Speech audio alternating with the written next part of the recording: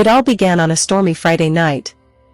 Three friends, Sophie, Mia, and Jenna, decided to withdraw some cash for their weekend getaway. The only functioning ATM was located at the far end of their small town, next to a notoriously eerie, abandoned mansion.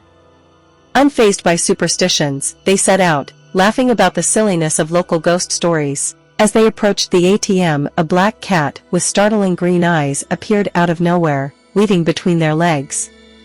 Mia joked that it was the mansion's ghost in disguise, checking who dared disturb its peace. Sophie, feeling brave, petted the cat, which promptly meowed and dashed away as if it had seen a ghost itself. The ATM started acting up the moment Mia inserted her card. The screen flickered between options and scary, distorted faces that shouldn't have been there. The girls shrieked in unison, half in fear, half in laughter, as the machine spat out Mia's card, followed by a receipt, but no cash.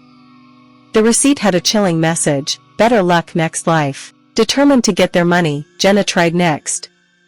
She inserted her card, and the machine whirred ominously before going completely dark. A loud thud from the mansion made them jump. When the lights returned, Jenna's card was gone, and in its place, the machine delivered a single, cryptic car key with no explanation. Laughing nervously at their haunted fortune, they decided to investigate the key's origin. Sophie suggested it could be a clue or a ticket to something valuable, or cursed. The eerie atmosphere, their mischievous spirits, and the unexpected mystery made them feel like characters in their own horror movie. They pocketed the key, vowing to solve its mystery the next day.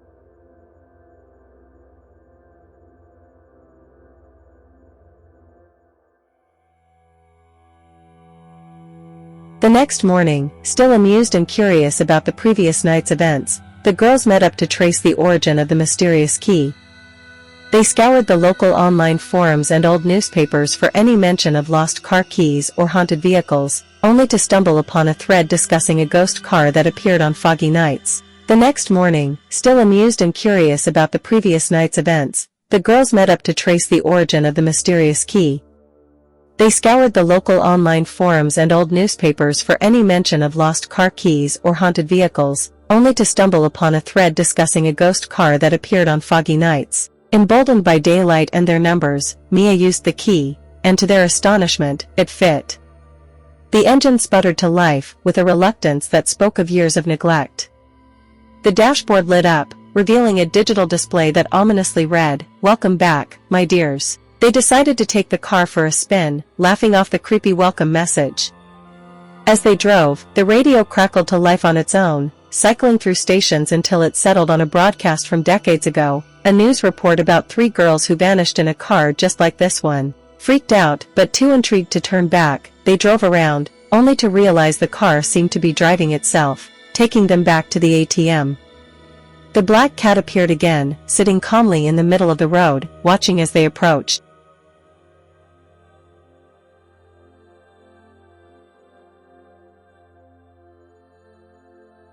Back at the ATM, feeling a mix of excitement and fear, the girls confronted the machine again.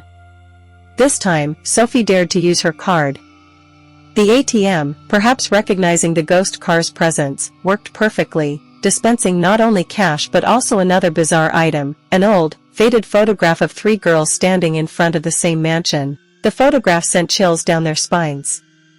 The girls in the photo bore an uncanny resemblance to them. Mia suggested they could be relatives, or maybe they were caught in a time loop. They laughed it off, but the seed of unease was planted. As they debated their next move, the ATM screen flickered and displayed a challenge: spend the haunted money before midnight, or face the consequences. Intrigued and a little scared, they decided to accept the challenge, turning their ordeal into a shopping spree haunted by the possibility of unknown consequences. Their shopping was bizarrely thwarted at every turn. Every item they purchased with the haunted money either broke, disappeared, or turned into something completely different. A pair of earrings turned into spiders, a book into a swarm of moths. They began to worry about what midnight would bring. As midnight approached, they gathered, watching the clock tick down, half expecting to turn into ghosts themselves. But instead, the black cat reappeared, meowing loudly as the clock struck 12, and all the items they had bought returned to normal, revealing a note: Thanks for playing along.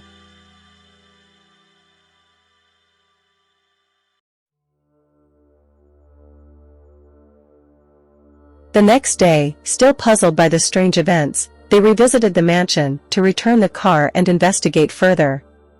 They discovered a hidden compartment in the trunk of the car, filled with old letters and a diary belonging to the original owner of the mansion, a woman who looked remarkably like Sophie. The diary revealed that the woman had also experienced bizarre occurrences with the car and ATM.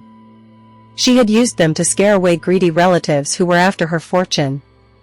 The entries hinted at a treasure hidden somewhere on the property, protected by these spooky tests to ensure only the worthy could find it. Energized by the possibility of finding treasure, they searched the mansion thoroughly, encountering more spooky traps and illusions. Each discovery was accompanied by laughter and screams, as even the furniture seemed to play pranks on them. Finally, in the attic, behind a false wall, they found a chest filled with antique jewelry and a note: "To those who brave the ghost's antics, the treasure is yours." They realized the woman had crafted this adventure as a game. Her legacy to ensure her wealth was found by those with a sense of humor and bravery. Celebrating their find, they agreed to use part of the treasure to restore the mansion and turn it into a museum about their adventure and the original owner's life, ensuring that the fun and frights would continue for future visitors.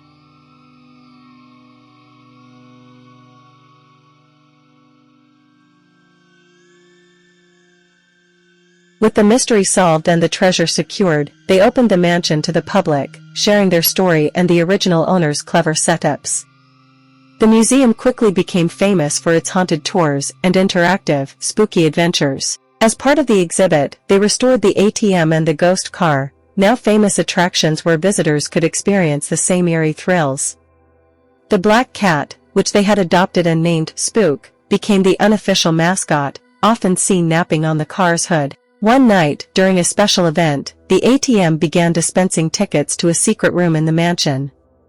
The tickets led to a Halloween party thrown by the girls, complete with ghostly decorations and spooky surprises, celebrating their adventure. Amid the festivities, they recounted their tale to an entranced audience, emphasizing the mix of horror and hilarity that had defined their experience. The community relished the blend of real history and playful ghost stories, turning it into an annual event. The girls often laughed about their strange journey, grateful for the friendship and courage it had forged among them. They agreed that the real treasure was the memories they created, filled with laughter and shrieks, and the joy of sharing their story with others who dared to partake in the ghostly fun.